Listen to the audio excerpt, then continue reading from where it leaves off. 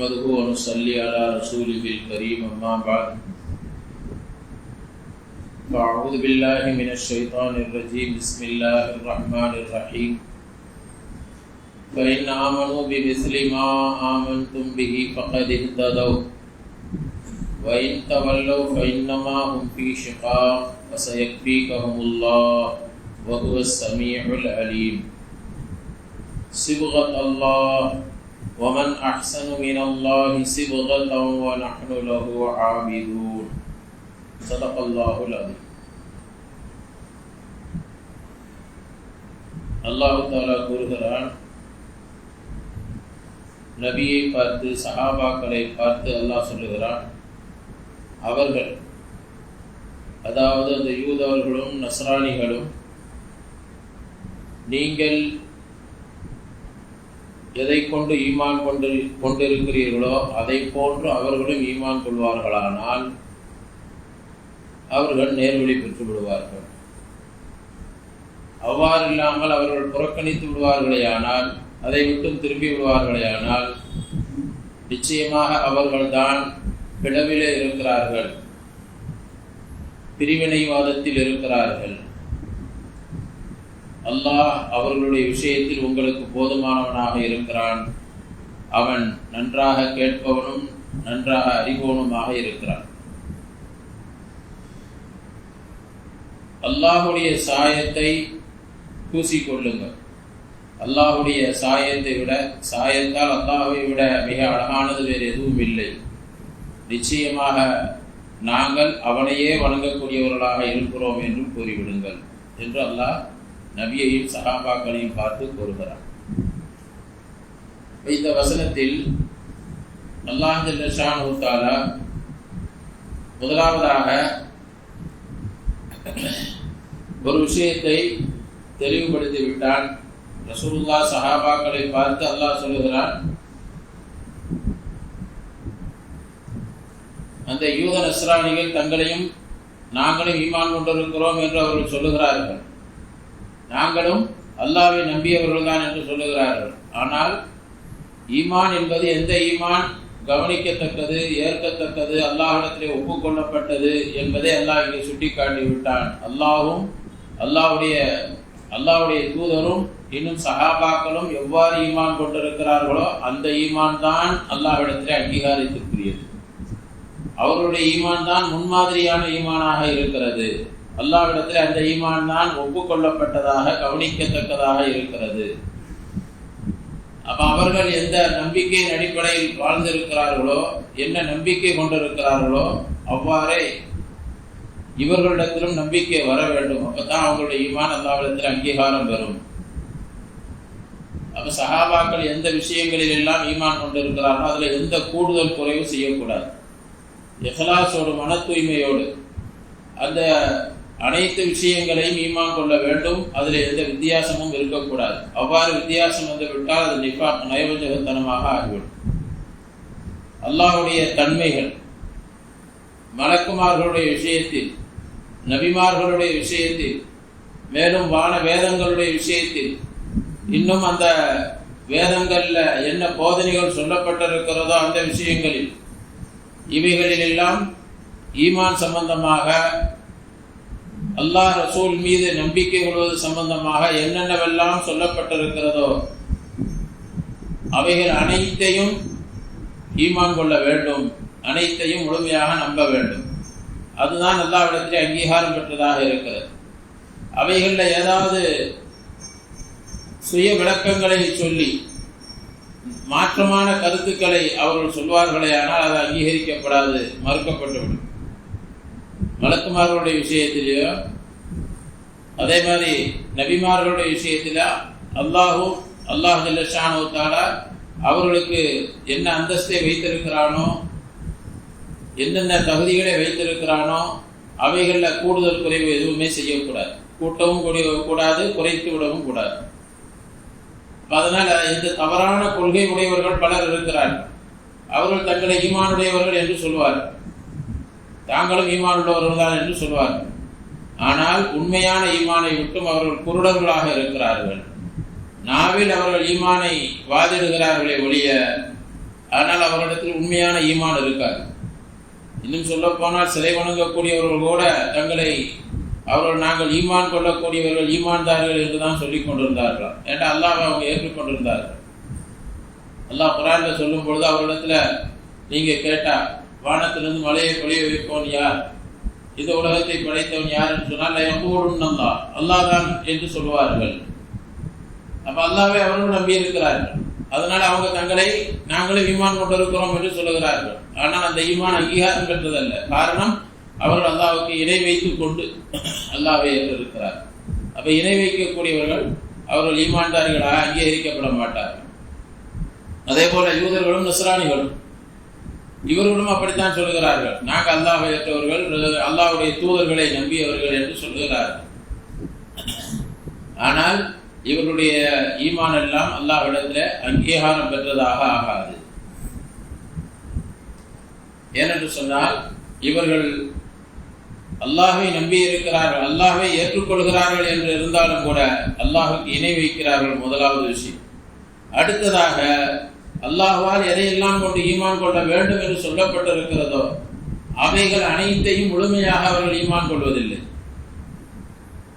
முஷ்ரிக்குகளை எடுத்துக்கொண்டால் அவர்கள் இணை வைக்கிறார்கள். அத்துடன் வானவர்கள் மலக்குமார்களை அவர்கள் ஏற்றுக்கொள்வதில்லை. மலக்குமார்கள் இருக்கிறார்கள் என்பதை அவர்கள் அங்கீகரிப்பதில்லை, ஏற்றுக்கொள்வதில்லை. இன்னும் அவர்களில் சிலர் என்ன செய்யறாங்க, மலக்குமார்களை அல்லாஹ்வுடைய பெண் குழந்தைகள் என்பதாக சொல்லுகிறார்கள். இப்ப அதனால அல்லாஹ் என்ன சொல்றான், அவர்களுக்கு மறுப்பு சொல்லும் விதத்தில் தான் ஈமான் என்பது நீங்க நாவல சொல்றது நாங்க ஈமான் கொண்டுட்டோம் சொல்றது அல்ல. மாறாக அல்லாஹ்வுடைய தூதர் ரசூலுல்லாஹி ஸல்லல்லாஹு அலைஹி வஸல்லம் அவர்கள் சஹாபாக்களும் எப்படி ஈமான் கொண்டார்களோ அப்படி ஈமான் கொள்ள வேண்டும். அதே மாதிரி யூத நஸ்ரானிகளில் சில குழுவினர்கள் சில கூட்டத்தினர்கள் நபிமார்களுக்கு மாறு செய்கிறார்கள். எந்த அளவுக்கு சொன்னா சில நபிமார்களை கொலையும் செய்து விட்டார்கள். இன்னும் சிலர் நபிமார்களுடைய அந்தஸ்தை எந்த அளவிற்கு உயர்த்தி விட்டார்கள் சொன்னால் நபிமார்களை இறைவனாகவும் அல்லது இறைவனுடைய மகனாகவோ பிள்ளைகளாகவோ அவர்கள் ஆக்கிவிட்டார்கள். அப்ப நபிமார்களுடைய விஷயத்தில் அவர்களை கண்ணிய குறைவாக நடப்பதும் அவருடைய மரியாதையை குறைப்பதும் அதே போல அளவு கடந்து அவர்களை உயர்த்துவது ரெண்டுமே வழிகேடாக இருக்கிறது. அந்த ஈமானும் அல்லாஹ்விடத்தில் அங்கீகாரம் பெறாது. நபிமார்களுடைய விஷயத்துல நடுநிலைமையான ஒரு முறையை அல்லாஹ் சொல்லி தந்திருக்கிறார். அதுதான் கடைபிடிக்க வேண்டும். நபிமார்களை அல்லாஹ்வுடைய தூதர்கள் என்று ஏற்றுக்கொள்ள வேண்டும். அவர்களுக்குரிய கண்ணியம் மரியாதை செய்ய வேண்டும். அதே நேரத்தில் அவர்களுடைய அந்தஸ்தை இருப்பதை விட உயர்த்தி விடவும் கூடாது. அல்லாஹ்வுடைய மகன் என்றோ அல்லாஹ்வுடைய பிள்ளைகள் என்றோ அல்லது அல்லாஹ்வுக்கு நிகராகவோ அதை ஆக்கிவிடக்கூடாது. இஸ்லாமிய மார்க்கத்தில் அல்லாஹ்வுடைய தூதர் அவர்களுடைய கண்ணியம் இருக்கிறதை அவர்களை மதிப்பதும் கண்ணியப்படுத்துவதும் கடமை. அல்லாஹ்வுடைய தூதரை கண்ணியப்படுத்துவது கடமை. அதை அல்லாஹ்வுடைய தூதரை மதிக்கல அப்படின்னு சொன்னா அவருடைய ஈமான் முழுமையடையாது, அவருடைய ஈமான் நிறைவு பெறாது. அதே நேரத்தில் ரசூலுக்கென்று அல்லாஹ்வுடைய தூதருக்கென்று என்ன தன்மைகள் கூறப்பட்டிருக்கிறதோ அந்த தன்மைகளை கொண்டுதான் அவர்களை கண்ணியப்படுத்த வேண்டும். அதற்கு மாறாக அல்லாஹ்வுக்கு சமமாக அவர்களை ஆக்கி விடுவது இது வழிகேடாகவும் இணை வைப்பாகவும் ஆகிவிடும். அது ஷிர்காக ஆகிவிடும். அல்லாஹ்வுடைய தன்மைகளில் ஒரு தன்மை அல்லாஹ்வுடைய தூதருக்கும் இருக்கிறது என்று நினைத்தார், என்று நம்பினார், அது இணை வைப்பு. அல்லாஹ்வுக்கு இருப்பதை போன்ற தன்மை. இப்போ உதாரணத்துக்கு சொல்லதா இருந்தால் சில பிரிவினர்கள் என்ன சொல்றாங்க, அதாவது அல்லாஹ் எப்படி எல்லா இடத்திலும் நிறைந்திருக்கிறானோ அதே போல ரசூலுல்லாவும் எல்லா இடத்திலும் இருக்கிறார்கள் என்று சொல்லுவார்கள். அப்ப அல்லாஹ்வை போன்று எல்லா இடத்திலும் ரசூலுல்லா இருக்கிறாங்க அப்படின்னு சொல்றது இருக்குது. இது இணை வைப்பாக ஆகிவிடும். ஏன்னா அல்லாஹ் ஒருவனுக்குத்தான் அந்த சக்தி இருக்கிறது. அல்லாஹ்வுடைய தூதர் எல்லா இடத்திலும் இருக்கிறார்கள் அப்படின்னு நினைக்கிறது இது தவறாக ஆகிவிடும். அப்ப அதனால அல்லாஹ்வுக்கு இணையாக நபிமார்களை ஆக்கிவிடக்கூடாது. அல்லாஹ்வுக்கு இருப்பதை போன்ற ஒரு தன்மை நபிமார்களுக்கும் இருக்கிறது அப்படின்னு நினைச்சா நம்பினா அது உண்மையான ஈமானாக முழுமையான ஈமானாக ஆகாது. அதனாலதான் அல்லாஹ் சொல்லுகிறான் ஈமான் கொள்ள வேண்டும். எப்படிப்பட்ட ஈமானாக இருக்க வேண்டும்? நீங்களும், அதாவது நபி அவர்கள் ஸல்லல்லாஹு அலைஹி வஸல்லம் அவர்களும் சஹாபாக்களும் எப்படி ஈமான் கொண்டிருந்தார்களோ, எப்படி ஈமான் கொண்டிருக்கிறீர்களோ அதை போன்ற அவர்கள். இப்ப இது யூத நஸ்ரானிகளுக்கு மட்டும் சொல்லப்பட்டதாக கருதிவிடக்கூடாது. கியாமத் வரை வரக்கூடிய அனைத்து மக்களுக்காகவும் சொல்லப்பட்ட விஷயம், நமக்கும் சொல்லப்பட்டதுதான். நமக்காகவும் அல்லாஹ் சொல்கிறான், நம்முடைய ஈமான் எப்படி இருக்க வேண்டும், நபி அவர்கள் சஹாபாக்களுடைய ஈமான் எப்படி இருந்ததோ அது போன்று இருக்க வேண்டும்.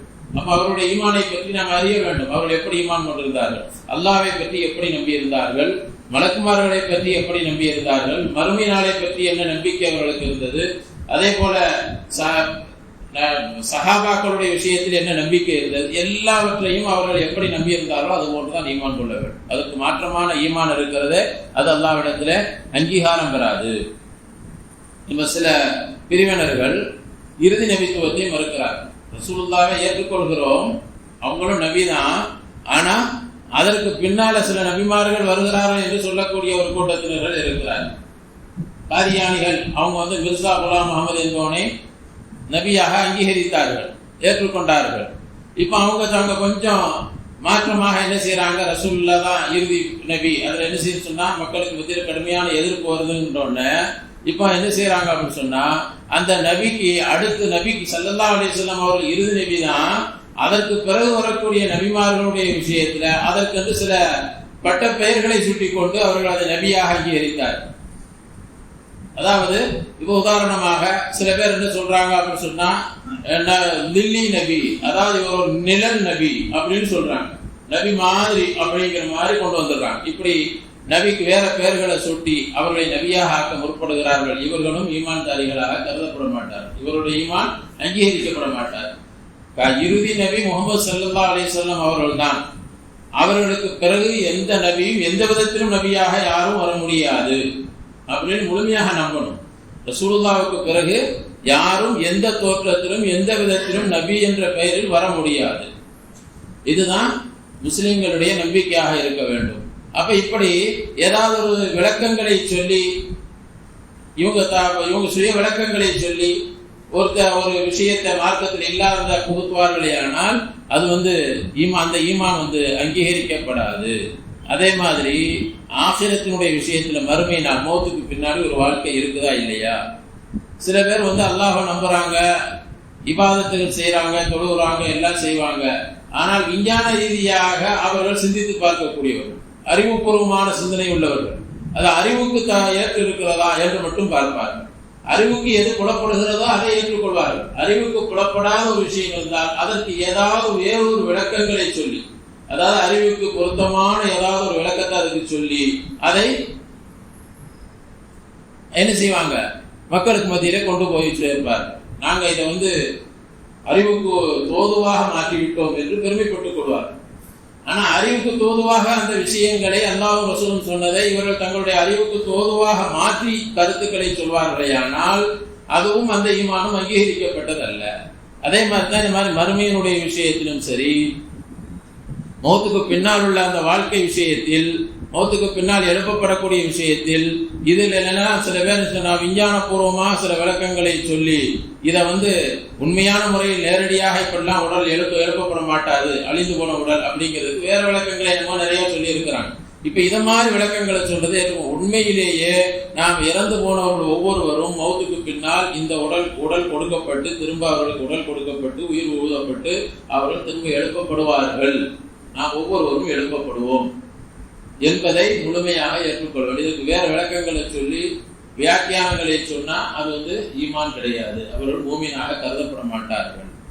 ஏன்டா அல்லாஹ்வும் ரசூலும் அப்படி நமக்கு விளக்கம் சொல்லி அவங்க தெளிவாகவே சொல்லி இருக்கிறாங்க, எல்லாரும் எழுப்பப்படுவாங்க என்பதை. அதனால அல்லாஹ்வுடைய தூதர் ஸல்லல்லாஹு அலைஹி வஸல்லம் அவர்களும் சஹாபாக்கள் எப்படி ஈமான் கொண்டார்களோ அப்படி ஈமான் கொள்ள வேண்டும் என்று அல்லாஹ் தஆலா நபி ஸல்லல்லாஹு அலைஹி வஸல்லம் அவர்களையும் சஹாபாக்களையும் பார்த்து சொல்கிறார். அதுக்கு அடுத்து அல்லாஹ் சொல்கிறான், ஃபஸயஃபீகஹுமுல்லாஹ், அந்த மக்கா குறைஷிகளும் சரி அல்லது யூத நஸ்ரானிகள் சரி, உங்களுக்கு எதிராக என்ன கருத்துக்களை சொன்னாலும் சரி அதை பற்றி நீங்க கவலைப்பட வேண்டாம், அதை பற்றி ரொம்ப நீங்க சிந்திக்க வேண்டாம். அவர்களுடைய விஷயத்துல அல்லாஹ் உங்களுக்கு பொறுப்படுத்திக் கொள்வான், போதுமாகிக் கொள்வான். அவருடைய சூழ்ச்சிகளை அல்லாஹ் அழித்து விடுவான், அவருடைய கருத்துக்களை அல்லாஹ் அழித்து விடுவான் என்று அல்லாஹ் இன்னொரு இடத்துல சொல்லும் பொழுது, அல்லாஹ் யஸிமுக மினன் நாஸ், ரசூலுல்லாஹை அல்லாஹ் பாதுகாப்பதாக அல்லாஹ் சொல்றான். வல்லாஹு யாசிமுக்கும் மினன் நாஸ், ஜனங்களை விட்டும் அல்லாஹ் உங்களை பாதுகாப்பான் என்று சொல்கிறான். அதே போன்று அவர்கள் சொல்லக்கூடிய அந்த கருத்துக்கள் மக்களை வழிகெடுத்து விடுமோ என்று ரொம்ப நீங்க அதை பத்தி கவலைப்பட வேண்டாம், அல்லாஹ் அவர்களை அழித்து விடுவான் என்று அல்லாஹ் நபிக்கு ஆறுதல் சொல்லுகிறான். அதற்கு அடுத்த வசனத்தில் அல்லாஹ் சொல்லும் பொழுது சிவுகத் அல்லாஹ், அல்லாஹுடைய சாயம் என்று அல்லாஹ் சொல்றான்.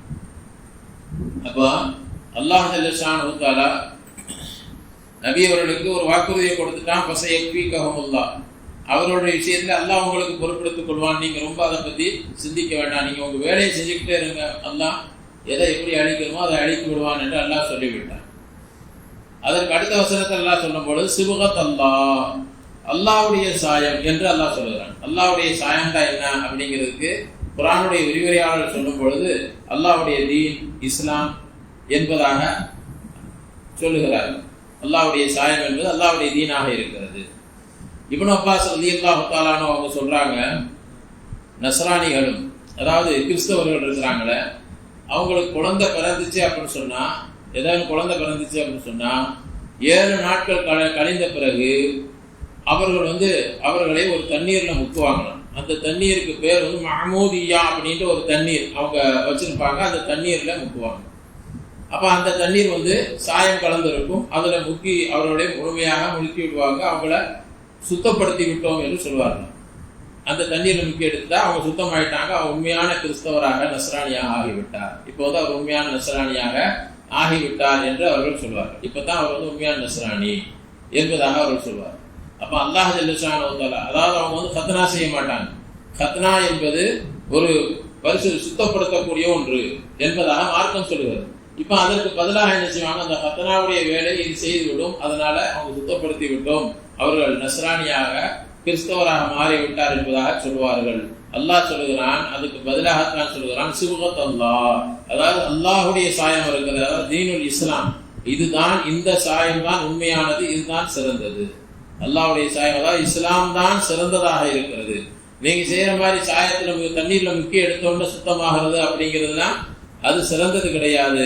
மாறாக அல்லாஹ் ஜல்ல ஷானஹு தஆலா எந்த வழிமுறைகளை அவர்களுக்கு சொல்லித் தருகிறானோ அந்த முறைதான் சிறந்ததாக இருக்கிறது என்பதாக அல்லாஹ் சொல்றார். சிபுகத் அல்லாஹ் வமன் அஹ்ஸனு மினல்லாஹி சிபுகா, அல்லாஹ்வுடைய சாயத்தை விட சிறந்த சாயம், அழகான சாயம் வேறு எதுவும் இல்லை, அதாவது தீனுல் இஸ்லாமை விட சிறந்தது எதுவும் இல்லை என்று சொல்லி வநஹ்னு லஹு ஆபிதூன், நாங்கள் அல்லாஹ்வையே வணங்கி கொண்டிருக்கிறோம் சொல்லுங்க. அப்படின்னாக்கா என்ன, அதாவது நீங்க வெறும் தண்ணீரை முக்கிய எடுத்து சுத்தமாயிட்டோம் அப்படின்னு சொல்லிட்டு மார்க்கத்துக்கு முரணான வணக்க வழிபாடுகள் நீங்க செய்றீங்க, இஸ்லாமுக்கு முரணான செயல்பாடுகளை செஞ்சு கொண்டு இருக்கிறீங்க. ஆனா நாங்க உண்மையான இஸ்லாமிய மார்க்கத்தை பின்பற்றுகிறோம் எப்படின்னு சொன்னா அந்த அல்லாஹ்வை மட்டுமே நாங்கள் வணங்கி கொண்டிருக்கிறோம். ஆனா நீங்க என்ன செய்றீங்க, நாங்களும் அல்லாஹ்வை ஈமான் கொள்றோம்னு சொல்லிட்டு நீங்க வணக்க வழிபாடுகளை அந்த வணக்க வழிபாடுகளில் இணை வைத்துக் கொண்டிருக்கிறீர்கள். அல்லாஹ்வையும் வணங்குகிறோம், அல்லாஹ் அல்லாதவற்றையும் வணங்குகிறோம் என்று நீங்கள் வணங்கி கொண்டிருக்கிறீர்கள். அல்லாஹ் ஒருவனை மட்டுமே நாங்கள் வணங்கக்கூடியவர்களாக இருக்கிறோம் என்று நீங்கள் சொல்லிவிடுங்கள் என்று அல்லாஹ் ஜல்ல ஷானஹு தஆலா நபியையும் சஹாபாக்களையும் பார்த்து சொல்கிறான். கண்ணியத்திற்குரியவர்களே, அடுத்ததாக அந்த சிபுகத் அதாவது அல்லாஹ்வுடைய சாயம் என்பதற்கு இன்னொரு விளக்கத்தையும் குர்ஆனுடைய விரிவுரையாளர் சொல்கிறார்கள். அதாவது எப்படி ஒரு சாயத்துல ஒருவரை முக்கி எடுத்தால் அதனுடைய அடையாளம் வெளியில தெரிகிறதோ, அவருடைய உடல்ல அந்த அடையாளம் அந்த நிறம் தென்படுகிறதோ, இதே போல ஒருவர் ஈமானுடைய சாயத்தில் முக்கிவிட்டால் அல்லாஹ்வுடைய சாயம் என்பது இஸ்லாமிய சாயம். அப்ப ஈமானுடைய அடையாளம் என்பது அவருடைய முகத்திலும் அவருடைய உடலிலும் வெளிப்பட வேண்டும், அவருடைய உடலிலும் முகத்திலும் வெளிப்பட வேண்டும் என்பதை அல்லாஹ் சொல்லுகிறான். அதுதான் உண்மையான சாயமாக இருக்கிறது, அல்லாஹ்வுடைய சாயம் அதுதான் என்பதாக இதற்கு விளக்கம் சொல்லுகிறார். கண்ணியத்திற்குரியவர்களே, ஆக அல்லாஹ் ஜல்ல ஷானஹு தஆலாவுடைய சாயம் என்பது இஸ்லாம், அந்த இஸ்லாம் தான் உண்மையானது, அதுதான் அழகானது என்று அல்லாஹ் சொல்லுகிறான். அந்த முறையில் யார் வாழ்வார்களோ அவர்கள் தான் மோமின்களாக இருக்கிறார்கள்.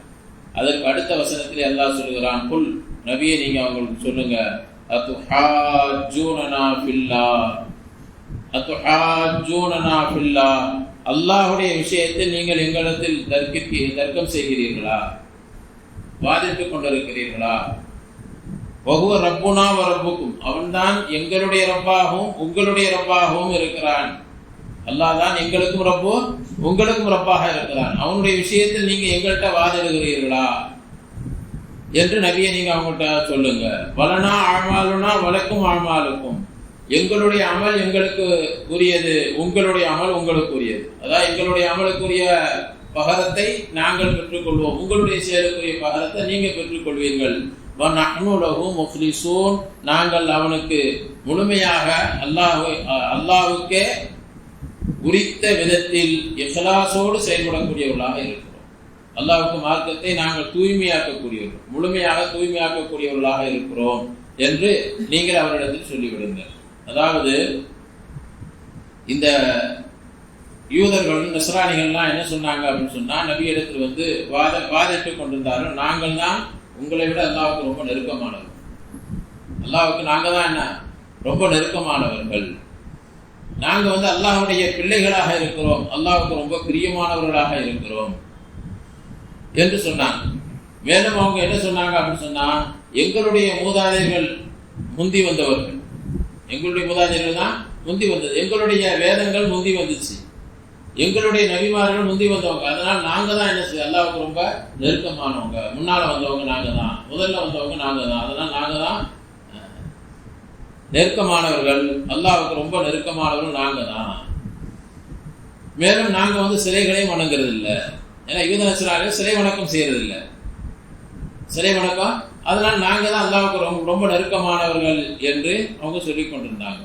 அப்ப அவர்களுடைய விஷயத்தில் அல்லாஹ் நபியை பார்த்து சொல்கிறான், நபியே, இந்த யூதர்கள் நஸ்ரானிகளுக்கு யார் தங்களே அல்லாஹ்வுடைய பிள்ளைகள் என்றோ அல்லாஹ்வுக்கு ரொம்ப பிரியமானவர்கள் என்று சொல்கிறார்களோ, உங்களை விட நாங்கள் தான் அல்லாஹ்வுக்கு நெருக்கமானவர்கள், எங்களுடைய மூதாதையர்கள் முந்தி வந்தவர்கள், எங்களுடைய வேதங்கள் முந்தி வந்தது என்றெல்லாம் சொல்லிக் கொண்டிருக்கிறார்களோ அவர்களை பார்த்து நீங்க அவரிடத்துல சொல்லுங்க, நீங்க வந்து எங்களிடத்துல இப்படி வாதிக்கிறீர்கள், உங்களுடைய ரப்பு எங்களுடைய ரப்பு எல்லாம் ஒண்ணுதான், எல்லாமே ஒரே ரப்பு தான், ரப்புகள் வெவ்வேறு கிடையாது.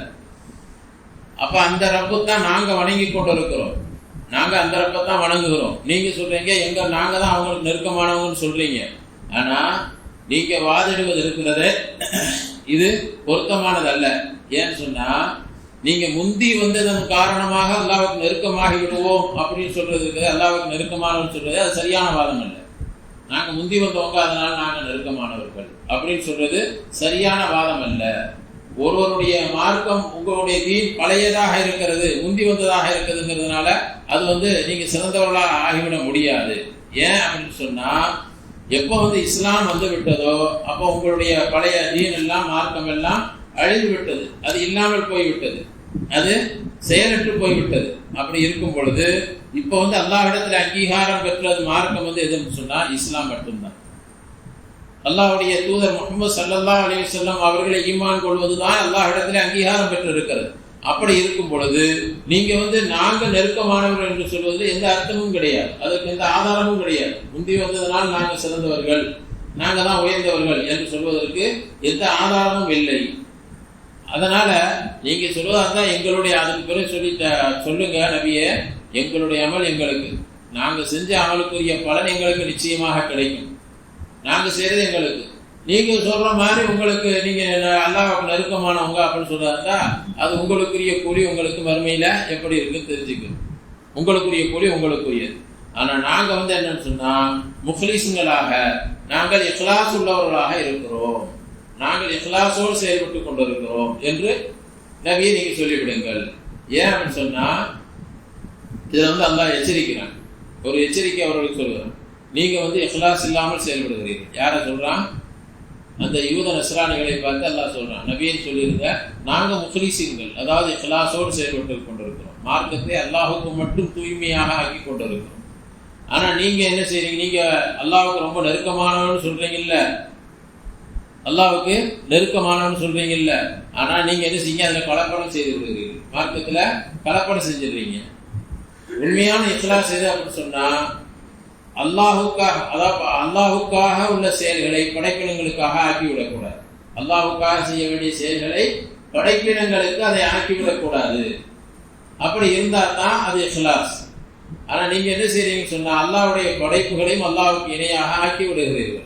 அல்லாஹ்வுடைய படைப்புகளை அல்லாஹ்வுக்கு இணையாக ஆக்குகிறீர்கள். நாங்க அப்படி அல்லாஹ்வுக்கு இணையாக எதையும் ஆக்குறது இல்லை. அல்லாஹ் ஜல்ல ஷானஹு தஆலா சொல்றான், அன கைரு ஷரீகின் ஃபமன் அஷ்ரக மஇ ஷரீகன் ஃபஹுவ லி ஷரீகி. எனக்கு யாரையாவது நீங்கள் கூட்டாக்கி விடுவீர்களே ஆனால், அல்லாஹ் சொல்றான், நபி ஸல்லல்லாஹு அலைஹி வஸல்லம் அவர்கள் சொல்லி அல்லாஹ் சொல்றான், நான் எனக்கு யாரையாவது என்னுடன் யாரையாவது ஒரு கூட்டாக்கி விடுவீர்களே ஆனால் நீங்கள் செய்யக்கூடிய செயல் அதற்குரிய பலன் அதனுடைய பிரதிபலன் யாரிடத்துல இருக்குது? என்னுடைய கூட்டாளியாக யார் ஆக்குனீங்களோ அவங்கள்ட்ட தான் இருக்குது. என்னிடத்துல எதுவும் உங்களுக்கு கிடையாது. யாரையாவது என்ன கூட்டாளி ஆக்கிட்டீங்கன்னு சொன்னா அவங்கள்ட்ட போய் வாங்கிங்க. அப்ப எனவே மனிதர்களே, அஃபிலிசு அமாலக்கும் லில்லாஹி தஆலா, நபி அவங்க சொல்றாங்க, உங்களுடைய செயல்களை அல்லாஹ்வுக்காக மட்டுமே ஆக்கிக் கொள்ளுங்கள். அல்லாஹ்வுக்காக எதை நாம் அல்லாஹ்வுக்காக மட்டுமே ஆக்குவோமோ அதை தவிர வேறு எந்த அமலையும் அல்லாஹ் ஏற்றுக்கொள்ள மாட்டான். அதை தவிர வேறு எந்த அமலையும் ஏற்றுக்கொள்ள மாட்டான். நான் அல்லாஹ்வுக்காகவும் செய்கிறேன், இம்மனிதர்கள் சிலருக்காகவும் செய்கிறேன் என்று சொன்னா நீங்க மனிதர்களிடத்திலே போய் வாங்கிங்க, என்னிடத்திற்குள் எதிர்பார்க்காங்கன்னு அல்லாஹ் சொல்லிடுவான். அப்ப அல்லாஹ் தஆலாவுக்காக வேண்டியே நீங்கள் எந்த அமலை செய்வீர்களோ அந்த அமல் தான் அங்கீகாரத்திற்குரியது. அப்படிப்பட்ட விதத்தில் நாங்கள் செயல்பட்டுக் கொண்டிருக்கிறோம். நாங்கள் அல்லாஹ்வுக்கு யாரையும் இணையாக்குறதில்லை. இபாதத்துகள்ல வணக்க வழிபாடுகள்ல நாங்கள் இணையாக்க மாட்டோம் என்று நீங்க சொல்லிவிடுங்கள். அப்ப இஹ்லாஸ் அப்படிங்கிறத இங்க அல்லாஹ் ஜல்ல ஷானஹு தஆலா நமக்கு வலியுறுத்தி சொன்னார். இது அவர்களுக்கு சொல்லப்பட்ட விஷயமா இருந்தாலும் சரி, எந்த செயல்களாக இருந்தாலும் சரி, அதுல இஹ்லாஸ் முக்கியம். அந்த இஹ்லாஸ் இருந்தால்தான் அல்லாஹ்விடத்துல நம்முடைய அமல்களுக்கு அங்கீகாரம் கிடைக்கும்.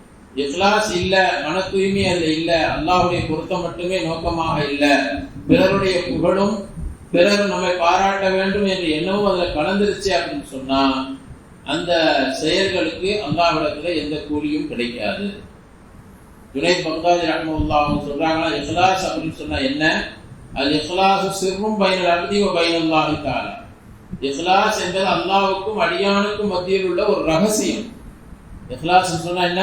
அல்லாஹ்வுக்கும் அடியானுக்கும் மத்தியில் உள்ள ஒரு ரகசியம். லா யஅலமுஹு மலக்குன் ஃபயக்துபுஹு. அந்த ரகசியத்தை எழுதக்கூடிய மலக்குமார், அமல்களை எழுதக்கூடிய மலக்குமார்களுக்கு கூட அது தெரியாது.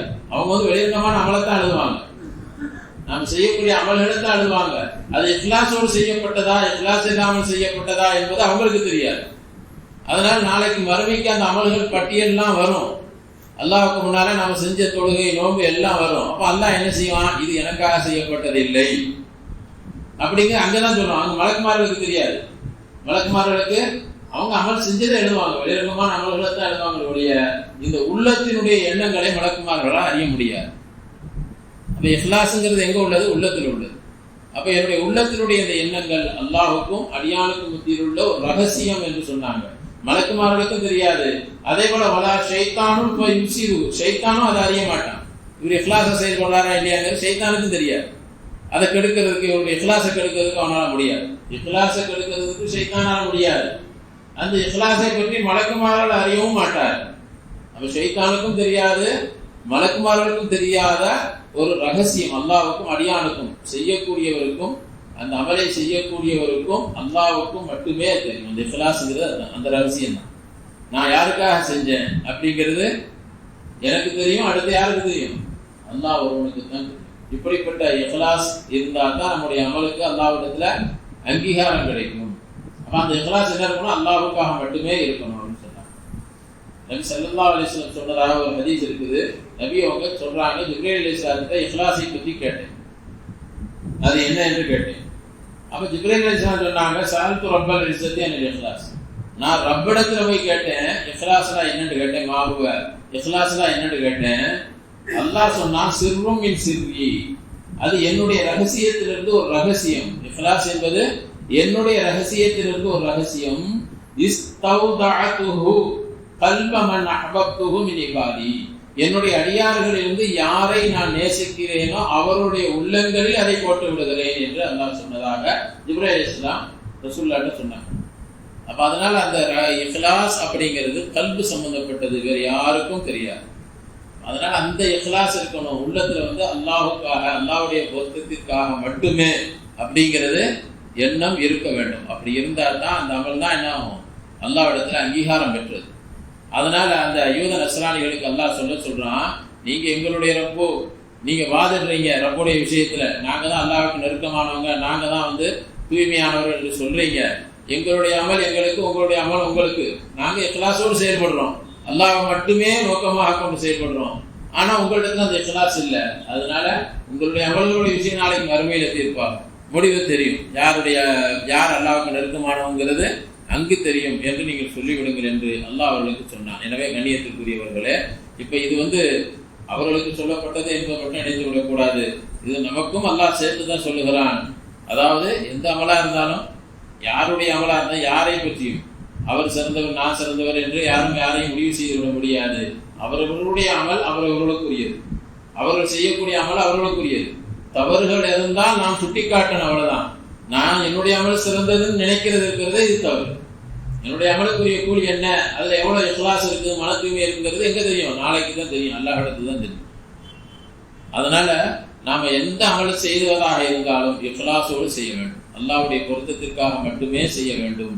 அல்லாஹ்வை மட்டுமே வணங்கக்கூடியவர்களாக, அதுவும் இக்லாஸோடு வணங்கக்கூடியவர்களாக நான் விருப்பமேயானால் நிச்சயமாக அது அல்லாஹ்விடத்தில் அங்கீகாரம் பெற்றதாக இருக்கிறது என்பதை அல்லாஹ் நமக்கும் சேர்ந்து பாடமாக சொல்லித் தருகிறான். அல்லாஹ் ஜல்ல ஷானஹு தஆலா நாம் வாழும் காலமெல்லாம் அவனையே முழுமையாக வணங்கக்கூடியவர்களாக, அதுவும் இக்லாஸோடு அல்லாஹ்வை வணங்கக்கூடியவர்களாக ஆக்கி வைப்பானாக. வாஹிரு தஅவானா அனில் ஹம்துலில்லாஹி ரப்பில் ஆலமீன்.